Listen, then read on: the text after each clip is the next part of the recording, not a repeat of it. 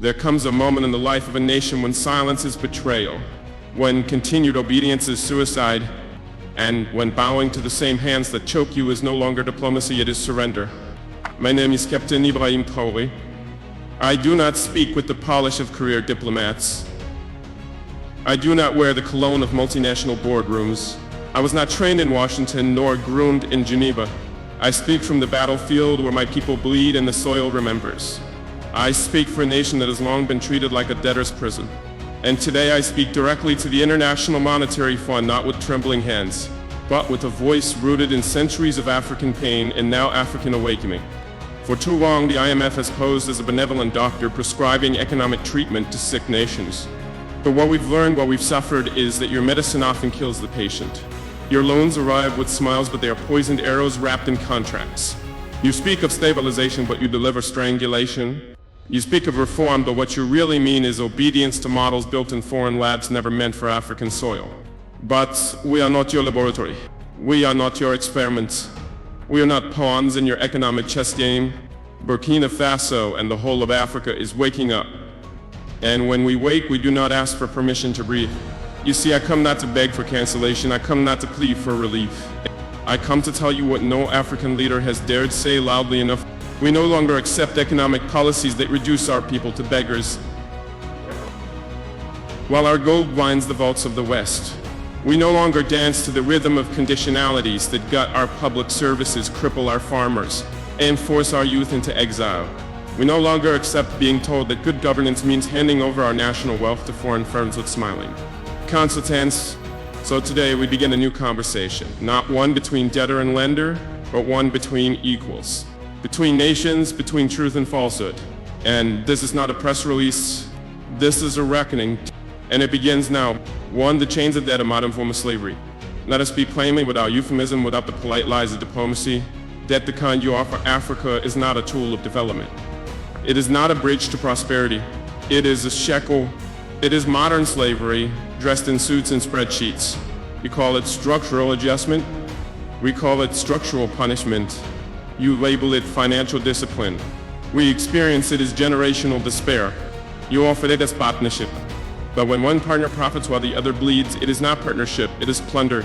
Let me ask you, how can a nation rich in gold, uranium, cobalt, and fertile land be poor?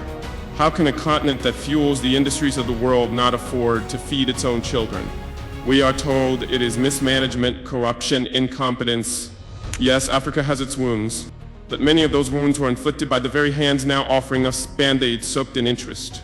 Let me tell you what this debt looks like in real life, not on your PowerPoint slides, but on our streets. It looks like children studying by candlelight because the national power grid was privatized and sold to foreign investors who charge prices our people cannot pay.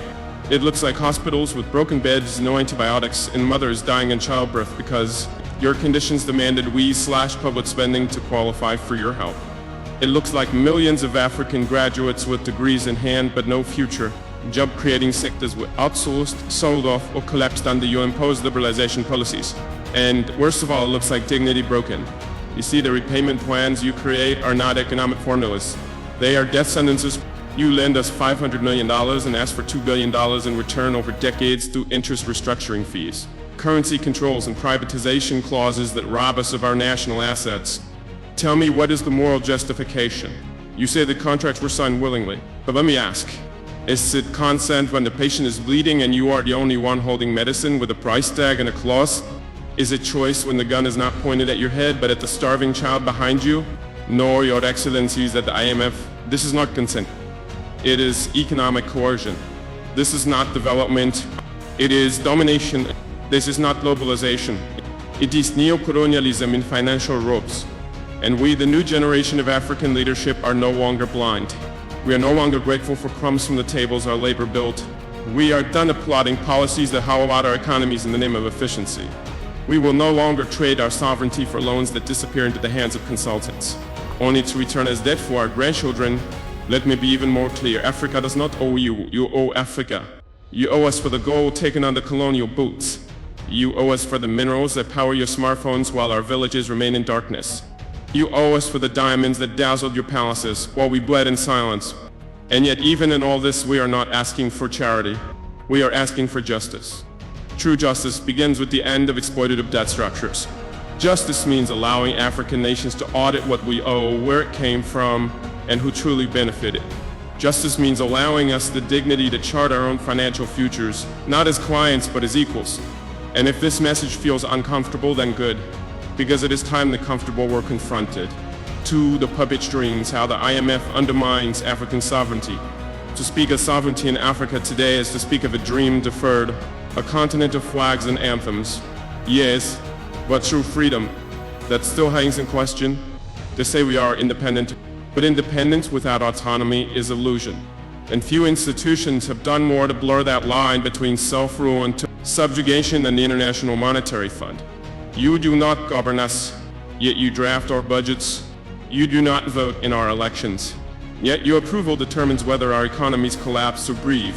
You claim neutrality, yet the ink of your influence runs deep in the laws we pass, the leaders we appoint, and the limits of our own ambition. This is not financial aid. This is political engineering. You arrive with briefcases and blueprints, not bombs, but the damage is often the same. Behind your technical language lies a silent weapon, conditionality. It begins politely: cut subsidies, liberalize your markets, devalue your currency. They say just recommendations, but what are recommendations when starvation is the price of refusal?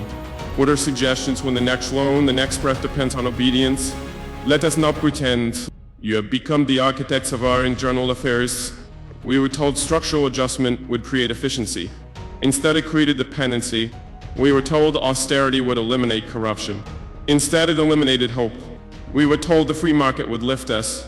Instead, it lifted our wealth and flew it offshore. And when our people protest, when they rise in anger and hunger and the agony of unmet needs, you do not take responsibility. You step back claiming you are merely observers. But history is watching. Your hands are not clean. From Ghana to Zambia, from Senegal to Kenya, we have seen it play out the same. Leaders forced to privatize water only for foreign companies to raise prices beyond reach. Farmers undercut by cheap imports, they kill local industries. Ministers told to cut spending on schools to balance the budget while foreign debt payments rise. And if we dare to resist, if we question your models or reject your prescriptions, we are blacklisted. Isolate, punished, our credit rating downgraded, our currencies attacked, our leaders vilified in international media as radical, unstable, or populist. But what is more radical than forcing a country to choose between feeding its people and repaying loans it never benefited from? What is more unstable than a society where youth have no future, no jobs, and no faith in politics? Because their nation answers to banks before it answers to its people. Let us be honest. Your influence has too often been a veto on our dreams. You have become unelected governors of African policy. And yet we are not merely victims, we are rising. A new wind is blowing across this continent. We are reclaiming the right to govern ourselves and our languages for our people by our values. We will no longer accept debt that demands we cut essential services before asking the rich to pay taxes. We will no longer tolerate consultants writing our national strategies while our professors go unpaid. We will no longer bow to institutions that answer to shareholders, not citizens. To the IMF, I say this with clarity and calm. We will be sovereign, even if it means rejecting your loans. Even if it means slower growth, but growth that is ours.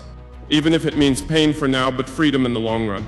Africa does not need masters, it needs partners. And if you cannot walk with us as equals, then step aside, because we are moving forward, and this time the strings are being cut. 3. A system designed to fail us. We were born into a system we did not build, a global order forged in the fires of empire with the spoils carved into contracts, laws, and institutions that still govern us today. When the colonizers left, they did not leave behind fairness. They left behind frameworks built to extract, not empower. You see, the problem is not just the IMF it is the entire architecture, the rules of trade, finance, credit, and global power that are designed to keep Africa in second place. Designed not by God, not by nature, but by men. Powerful men who decided what value means and who deserves it. Let me ask a simple question. Why is it that we, the continent with 60% of the world's arable land, still import food? Why do we who sit atop gold, diamonds, oil, and lithium need foreign aid? Because the game was never fair. We were made exporters of raw materials, not builders of industries. We were assigned roles in the global economy like actors in a tragic play. You grow and they process, you extract, they manufacture, you borrow, etc. They lend, and every time we try to rewrite the script, the penalties follow. credit agencies slash our ratings. Multinational lobbies threaten sanctions. Tech giants pull out investments, and their media calls us unstable. But what is more unstable than a world where a continent of 1.4 billion people contributes the least to climate change, suffers the most? What is more irrational than a system where cocoa farmers in Cité d'Ivoire who feed the world's sweet tooth cannot afford chocolate? What is more unjust than countries who were once colonizers now lecturing us about governance, while sheltering the stolen wealth of African elites in their banks? And yet they call this order a meritocracy. They say work harder. They say be more transparent. They say attract investment, but what they don't say is this. Scoreboard was rigged from the beginning. The rules were never neutral, and the referees, the WTO, the World Bank, the IMF, serve the same teams who have always won. Let me give you an example. When we attempt to support local farmers with subsidies, we are told this distorts the market. Yet the US and Europe spend hundreds of billions on their own farmers every year and call it protection. When we try to build state industries to create jobs, we are told this is inefficient. Yet their richest corporations were born from state-funded innovation from NASA, from war, contracts, from public research. When we push back on exploitative mining contracts, they say we are hostile to business. But isn't it more hostile to extract $100 worth of resources and leave behind $3 worth of schools? Africa is not asking for pity. We are demanding fairness, not charity justice, not handouts equal footing. We are the youngest continent on Earth.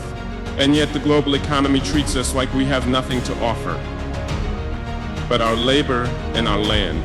But our value is not in what lies beneath our soil. It is in our people, our quota, all minds.